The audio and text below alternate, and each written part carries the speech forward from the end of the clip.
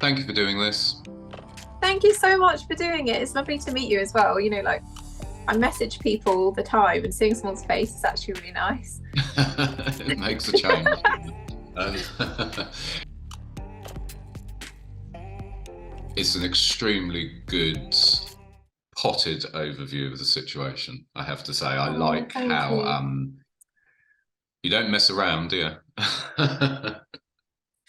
No, look, it was quite hard actually deciding what to write it about because there's so much going wrong with it all. Mm, And I think a lot of people just don't really understand how all the little tendrils of privatization are getting in there. It's some of it is so insidious, or it's become normalized. We accept certain things that we probably shouldn't. I mean, that was what was going on Twitter yesterday. Like, why are we in a situation where we accept that MPs take thousands of pounds from private companies and that's just fine and they just have to write it, all this sort of thing. And mm. it's those are tiny examples, but the whole system is just being infiltrated with all of this.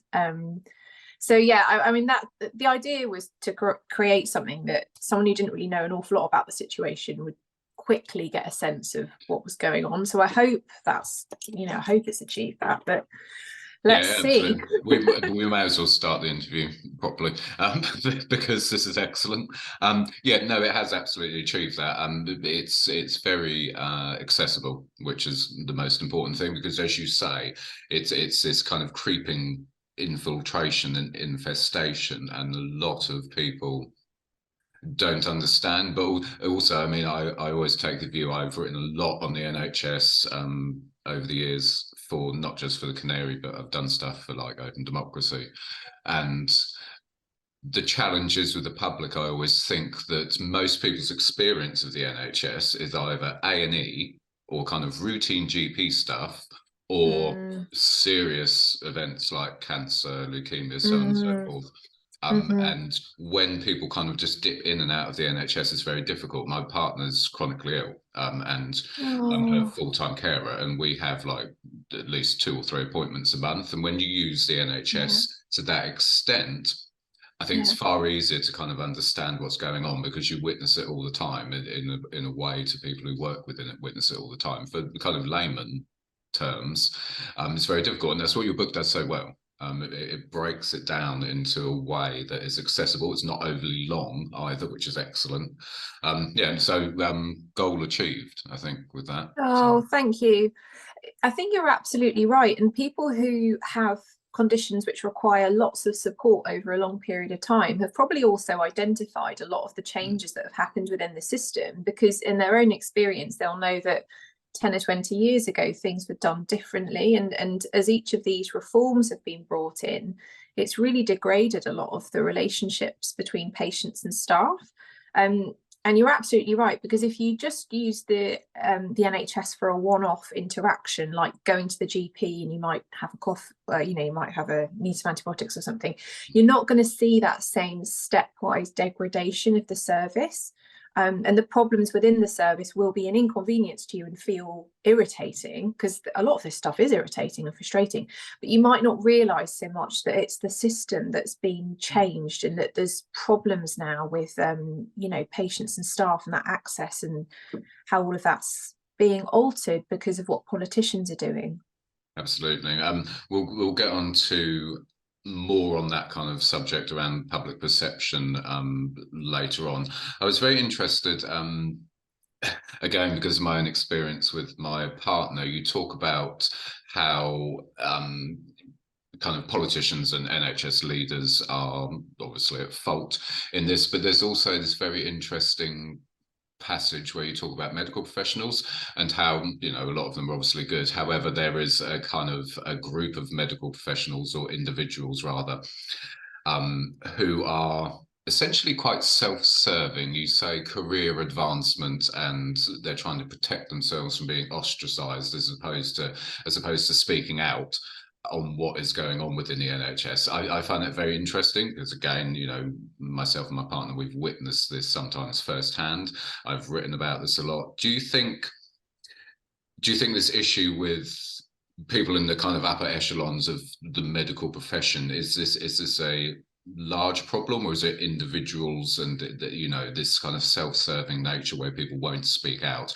Is it a bigger problem than maybe we think, or is it an isolated issue? I found it I really think interesting. I mean, I just want to say, first of all, that the NHS staff workforce have been treated absolutely terribly by this government and previous governments. And so this is in no way a criticism of anybody who's working frontline. Their conditions are deteriorating all the time.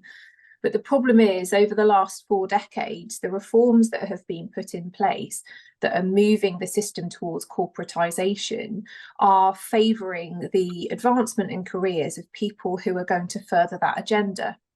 And so people who are sympathetic to the private healthcare industry, some of which might be profiteering or have some involvement, are naturally being moved into positions of responsibility. And there's other people, I think, who are sort of neutral on all of this, might not really have a view, might not consider themselves very political. And medicine is an established profession. It's the sort of profession that people take great pride in being part of, and there's quite a pressure to sort of not speak ill of the profession for fear of what that's going to do in undermining relationships with patients. And so there's lots of examples where people in senior positions are having doubts about what's going on, but either they're struggling to find a forum to speak up about those doubts, or their concern about sort of making the profession look bad stops them from saying the things that they should say. And we hear about both of those two groups of people through EveryDoctor. We hear about the first group, who sort of are quite keen to advance their own career and probably don't see privatisation as a bad thing. That is a sort of ideological stance. Some doctors don't, just as some people in the public don't, you know. And also the sort of the senior members of staff who aren't speaking up when perhaps they could do. And it's a problem. And it's very difficult if you're working in the healthcare service to speak up about problems anyway. In fact, EveryDoctor, the organisation that I run, is setting up a whistleblowing portal at the moment to allow staff to do that, because just generally, even not talking about any of the politics behind this and privatisation, if people see problems happening in their workplaces, it's very difficult to speak up. There's lots of limitations on that. It's very interesting, yeah, and there's also it's very easy to think as well that everyone who works within the NHS is probably left wing. And that's simply quite often not the case. And as you say, there probably are medical professionals. I mean, myself and my partner, and you touch on this in the book as well, and it's very interesting. There's an interesting passage where you talk about, there's only 860 full-time equivalent doctors who actually work in the private sector. But then you touch on what is never mentioned, but myself and my partner know, because we have to use the private sector a lot for her treatment. There's loads of NHS consultants who work part-time in the private sector as well. And that's where a lot of the bulk of, I suppose, the specialities in that division of healthcare in this country exist. And it's very interesting. And, you know, we've met many medical professionals who are quite vocal about the situation with the NHS, and others who just it's kind of not mentioned. There's a fascinating section of the book as a carer for someone who is chronically ill, reading that and going, yeah, I've seen that. Yes, I've seen that. Yeah. I think that, you know, these policy proposals that are being put forward by Labour for the next, you know, if they win the next election, they're hopeful that they will.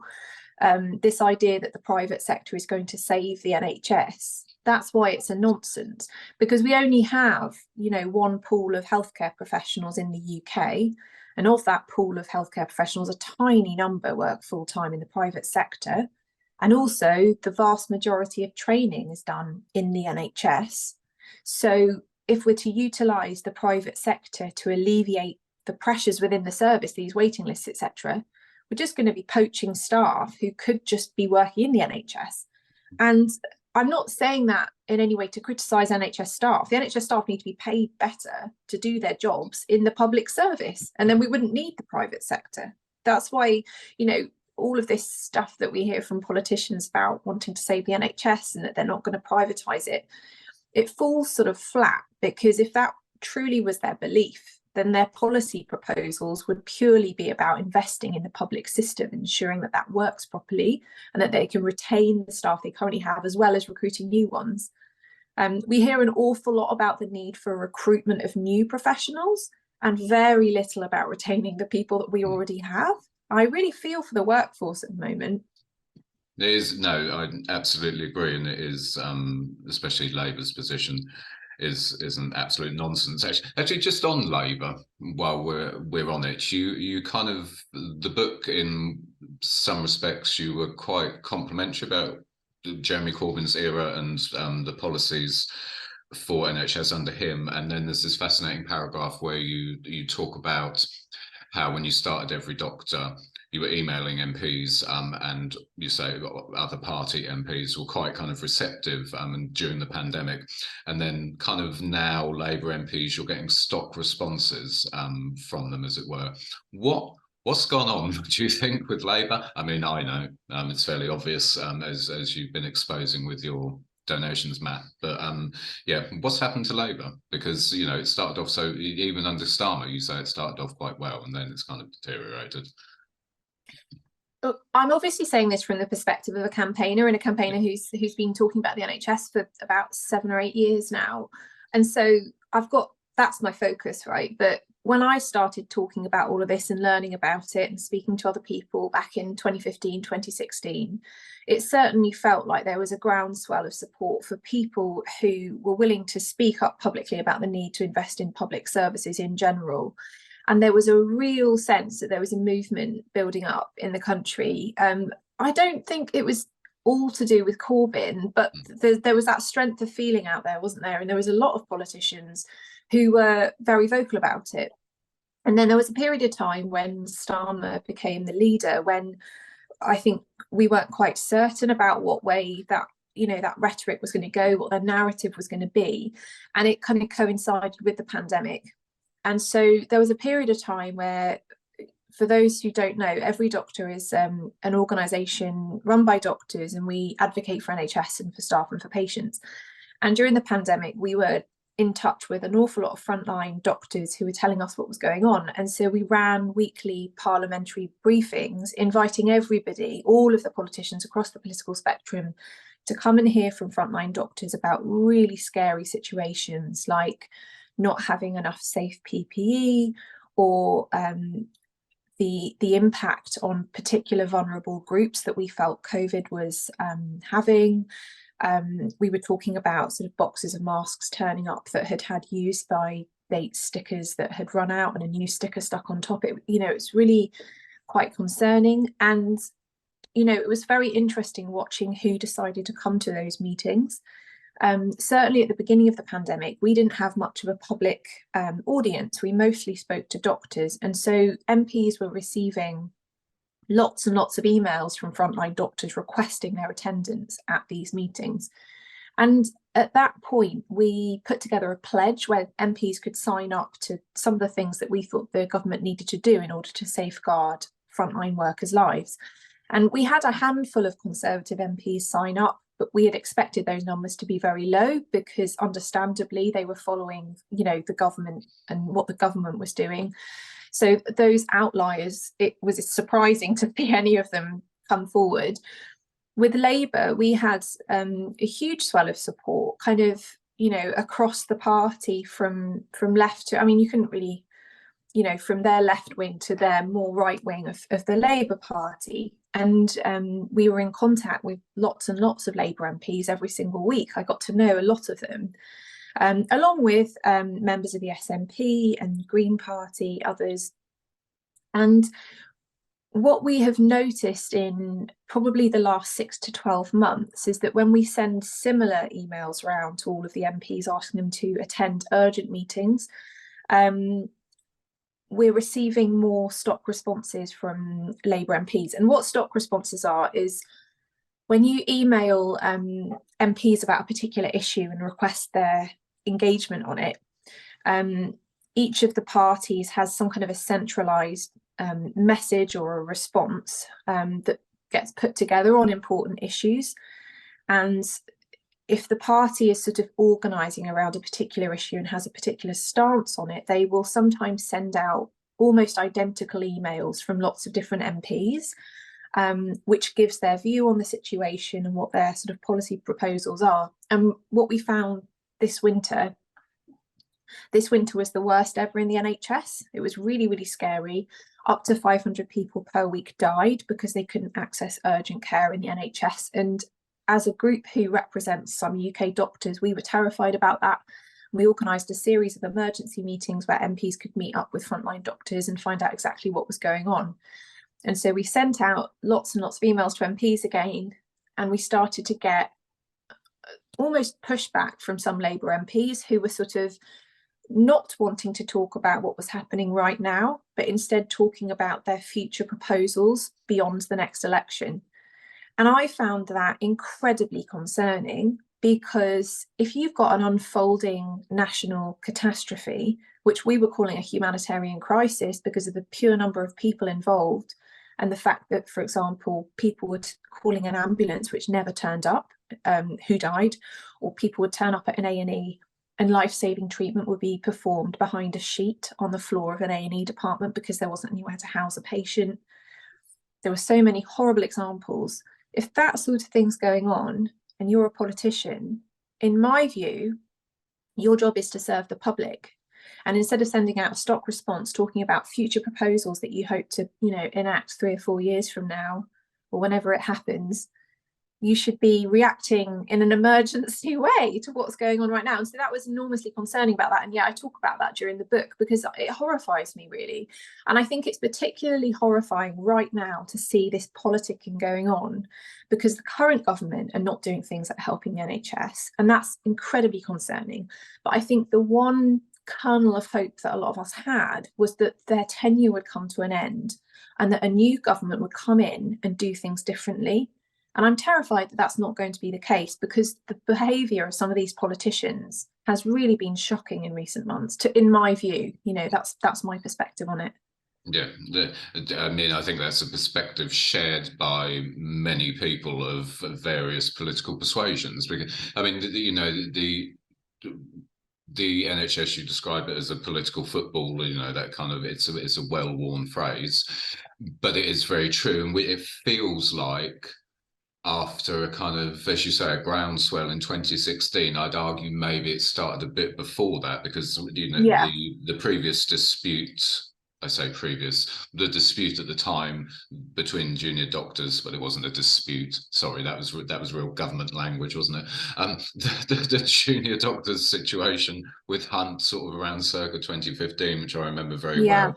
I think it kind of started then, because the Hunt's approach to it, and again, you bring up the issue of the weekend effect. I remember that so well, that nonsense, and we'll touch on that a bit more in a minute. I think it started a bit before then, and it did feel like for many years there was this groundswell of almost hope, I suppose, around the NHS and removing the almost political element from the discourse. And now it's like we're back to square one again, really. And they're just, the parties, especially Labour and the Conservatives, just batting it backwards and forwards. And yeah, it is very concerning, and you yourself as a campaigner, but also as a medical professional, and myself as a very active user of the NHS. It is really worrying, and especially when you have Wes Streeting coming out with this nonsense. It's and then of course what also happens is you have, again, which you describe very eloquently in the book, you have the corporate media in all of this, where in reality the majority, I would say, of what most people, mainstream media, whatever kind of, however you collectively want to call it, the corporate media, are not really for the NHS as such either. We have a very kind of right-leaning media in this country. And the weekend effect thing we touched on before, you point out in the book, and again, I remember it well, the Sun latched onto that when they got the press release from Jeremy Hunt. and latched onto that and pushed that narrative about how the staffing at the weekend was not working, more people dying, etc., etc., etc., which of course was disproven as nonsense. How big a role do you think the corporate media plays in what has been happening to the NHS, what politicians have done to the NHS? And again, how do we resolve that issue? Because you've only really got the Guardian and the Mirror, who are consistently on the side of the NHS, and even that sometimes isn't necessarily what is needed to bring about the change. So, I mean, how big a role has the corporate media played in this degradation we've seen? I'm just going to say, first of all, I'm not currently working as a medical professional. I say that all the time because I like it to be clear for people. I stopped working as a doctor at the beginning of the pandemic, and now I do campaigning full time. I think the media has played an enormous role because the media is so powerful. People are obviously looking to get news. I think particularly now, actually, as people are realizing that political choices are having an impact on their lives, as the cost of living crisis has hit, as the energy crisis has hit, COVID, all of these things have had real impacts on people. And more than ever, I think people are looking for sources of information to explain what's going on, and to empower people. And so people look to the media, and then what they're fed about the NHS does not tell the full picture. Something that I talk about during the book is that we have quite a high profile, and we're approached a lot for media pieces, but it's of a very specific nature at very specific times. When there's a crisis going on, we are called incessantly by media outlets across the political spectrum who are keen to detail the collapse of the NHS and the impact on patients and the human tragedy which is unfolding hour to hour. And that's important because it is important that the public knows what's happening. So we engage with that. Of course, we share information, we let people know what's going on. We try to use those opportunities as a way of holding the government to account at each opportunity. But we then hope each year, each winter during the crisis, that interest and scrutiny upon the health service and what's going on will continue beyond the winter months. But it never does. We do see lots of articles about the NHS every single day about changes to the workforce, policy changes, problems with the buildings, you name it, there'll be articles about it. But they're very narrow in their focus. They focus on a problem, and they don't usually ask what the cause of that problem is. It's all very broad strokes. And if there are any quotes included from either political party about it, I'm finding that those quotes are sort of more and more about slinging mud from one party to another, particularly from Labour actually at the moment. I really dislike the way that Streeting is attacking the Tories continually in these interviews. And his focus doesn't seem to be on patients' welfare. You very rarely see him talking about the welfare of people who are dying or the welfare of the staff who are having mental health crises, for example. The focus is on the Tories and getting the Tories out of power, and so that Labour can get into power. And I think it's a turn-off for a lot of people, quite frankly. I think what's really interesting right now, and I think this is what gives me hope, is that there's increasingly a disconnect between what politicians are saying and what the corporate media is saying and what people are actually feeling and what they want. And I know that we've spoken about that groundswell of feeling that was built up, towards the end of the 2010s. It might not have something to congregate around, like it might not have a name, it might not be in the Labour Party right now, but those people haven't gone anywhere. Those people and those feelings are still there. And I think more and more people are speaking about how they feel let down by what's going on with the NHS. And I don't think that they feel politicians are giving them the answers they need. And so I guess what I'm hoping is that groundswell of feeling will build up again. Because whenever you look at a poll, honestly, from now back 75 years about what people think about the NHS, how they want it to be funded, how they want it to be run, the feelings are very consistent. It actually doesn't really matter if somebody's on the right wing of the political spectrum or the left wing.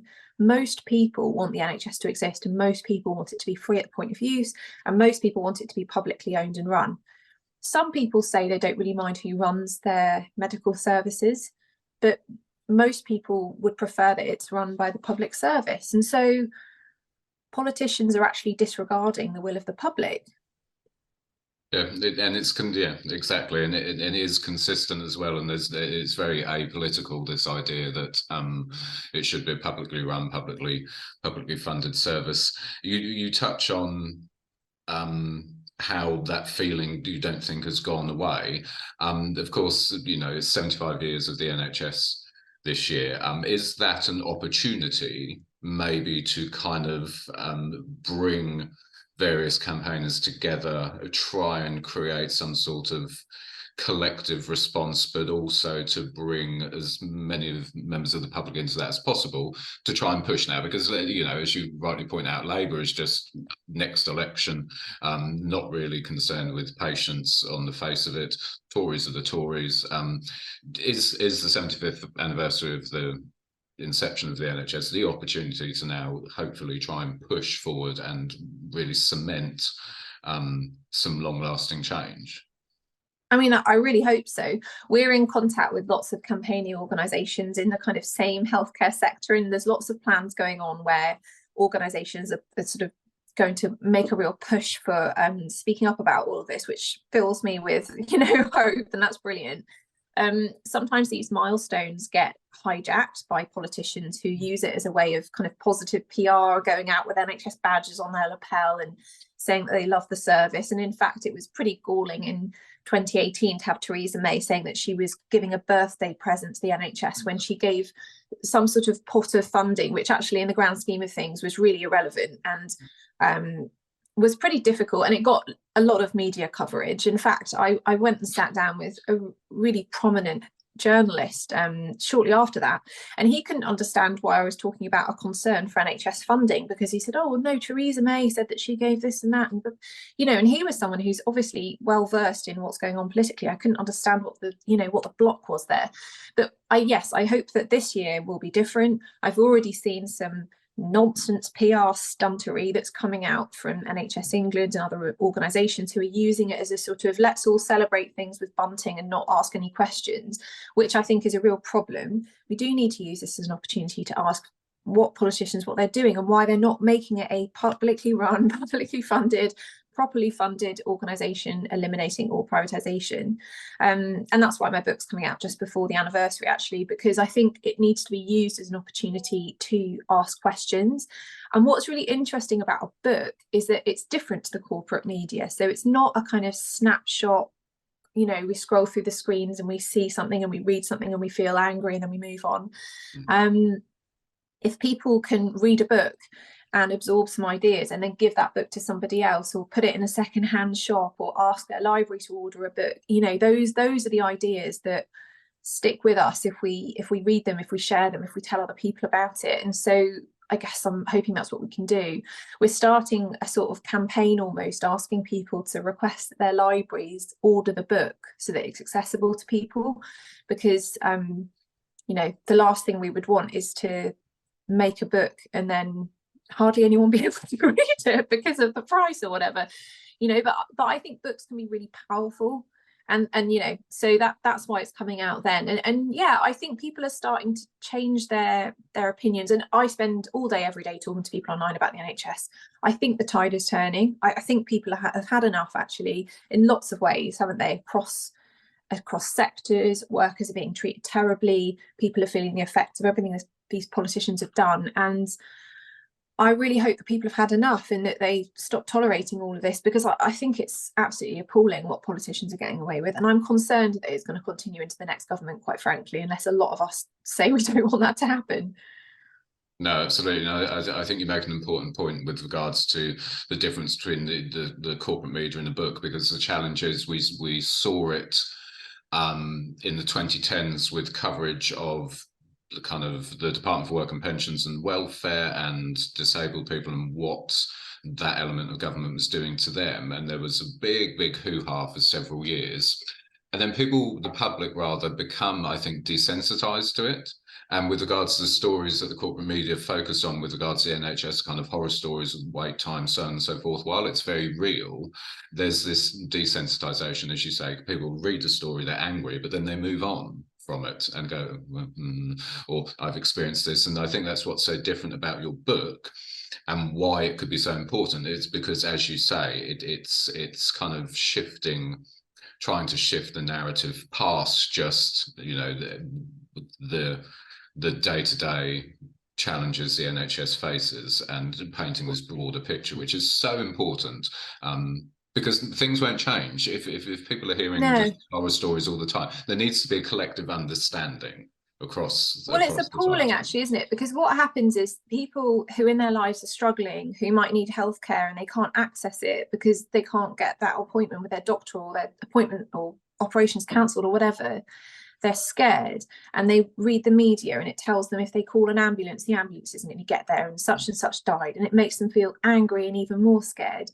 And then the only solution that is offered up is some lukewarm suggestion from a politician, or in fact an attack from one politician to another politician. And I'm appalled by that, actually, because there are things we can do. There are ways that we could do this differently. There are answers we could create together. It's going to require a lot of people talking and coming up with those answers together and campaigning for something. And I don't in any way want this book to be a sort of, here's the fix it all and everybody just needs to listen to this and do what I say. It's not that at all. What it is that people, huge numbers of people, I think, are already coming to this realization themselves. And if people are armed with a bit more information about the facts of what's happening, I'm hoping that's going to empower people to start coming together and thinking about things differently and asking questions, because I'm fed up of politicians dictating to us what needs to happen, and what needs to happen in their view is involving more private sector, or for example doing a rebranding of NHS England this year, spending money on that because they don't think they're coming across right, or funneling money into, you know, management consultants telling NHS trusts what to do. The amount of public money that's just getting sort of seeped out is absolutely appalling, and that we can do it differently. If we start talking to one another, we can change this, I think. No, I agree. The book is really excellent. It's really, really crucial in terms of understanding what's going on. I think you've done it brilliantly. So it's thank you. I hope well, that's so kind of you. Thanks ever so much. All right, brilliant. Thanks for your time. Nice speaking to you. See you later. Bye.